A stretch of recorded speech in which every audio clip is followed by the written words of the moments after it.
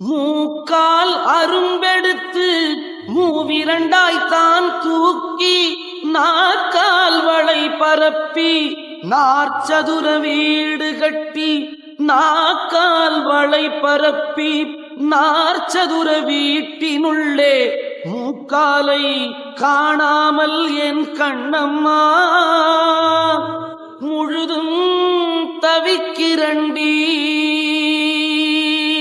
பிராணாயாமம் செய்வதை மூக்கால் அரும்பெடுத்து என்கிறார். மூலாதாரத்தில் உருவாகும் குண்டலினி 6 ஆதார கமலங்களில் ஏறி செல்வதை மூவிரண்டாய் தானடுக்கி என்கிறார். பண்டைய காலத்தில் ஹடயோகிகள் என்ற ஒரு சாரார் வாழ்ந்து வந்தார்கள். நெடுங்காலம் இந்த உடம்பை வலிமையோடும் இளமையோடும் வைத்திருப்பது அவர்களின் தலையாய நோக்கம். நெடுங்காலம் என்றால் சில 1000 ஆண்டுகளுக்கும் அப்பால். இந்த பையன் அடங்காமல் அடம் பண்ணுகிறான் என்று மக்கள் சொல்லுவதை கவனித்திருப்பீர்கள். இந்த அடயோகிகள் ஒரு வகை மூச்சு பந்தனத்தை அனுசரித்து வந்தார்கள். அண்ணாக்கு யோகம் என்று இது வழங்கப்பட்டது. நமது வாயின் உள்ளே தொண்டை பகுதியில் உண்ணாக்கு என்ற ஒரு சிறு உறுப்பு தொங்கிக் கொண்டு இருக்கும். இந்த உண்ணாக்குக்கு பின்னால் ஒரு சுண்டு விரலின் நுனி அளவுக்கு ஒரு சிறு துவாரம் மேல் நோக்கி போகும். நாம் சாப்பிடும் போது சில சமயங்களில் புறக்கை ஏறிவிட்டால் தண்ணீர் சோறு பருக்கை கூட இதன் வழியாக மேலே ஏறிவிடும். தண்ணீர் குடிக்கும் போது கொஞ்சம் குனிந்தபடி நீரை விழுங்கினால் தண்ணீர் இந்த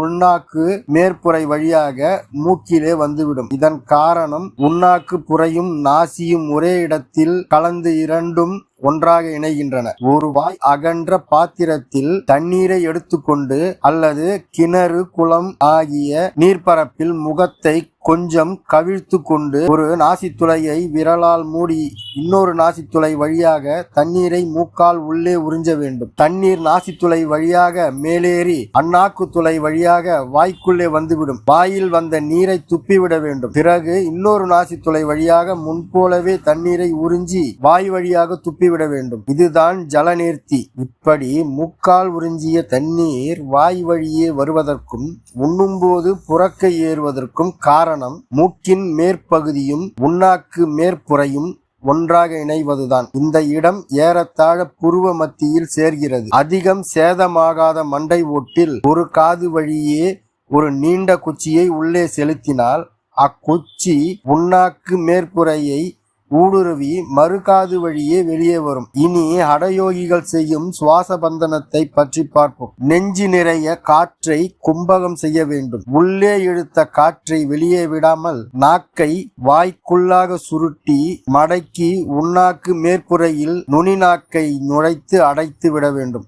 வாய் மூடி இருப்பதாலும் மூக்கின் அடிப்பகுதி துவாரமும் நாக்கால் அடைக்கப்பட்டு விட்டதாலும் உள்ளே கும்பகம் செய்யப்பட்ட காற்று வாய் வழியாகவோ மூக்கு வழியாகவோ வெளியே வராது. இப்படி நெடுநேரம் இருக்க பழக வேண்டும். காலப்போக்கில் சுவாசிக்க வேண்டிய அவசியமே இராது என்பது அவர்கள் கொள்கை. இந்த சுவாச பந்தனம் ஹடயோகிகளின் மிக சிறந்த சாதனையாக கருதப்படுகிறது. இதைத்தான் நாக்கால் வலை பரப்பி நார் சதுர வீடு கட்டி என்று அழுகணி சித்தர் பாடுகிறார். இந்த பந்தன முறையில் மனம் சூன்யத்தில் லயிப்பதாக சொல்லப்படுகிறது.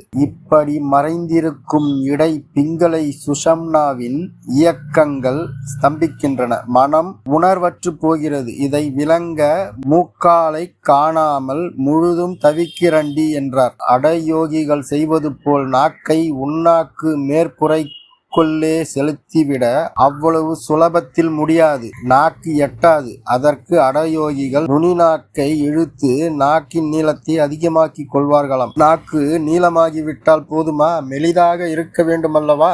அப்போதுதானே உள்நாக்கு புரைக்கு மேலே நாக்கு நுழையும். அதற்கு மற்றொரு வழியை கையாண்டார்கள். கருங்கல் வில்லை எடுத்து ஒரு கையால் நுனி நாக்கை பிடித்து கொண்டு மறு கையால் நாக்கை கல்லால் தேய்த்து மெலிதாக்குவார்கள். இதனால் நாக்கிலே கல் உரசி உரசி நாக்கு புண்ணாகிவிடும்.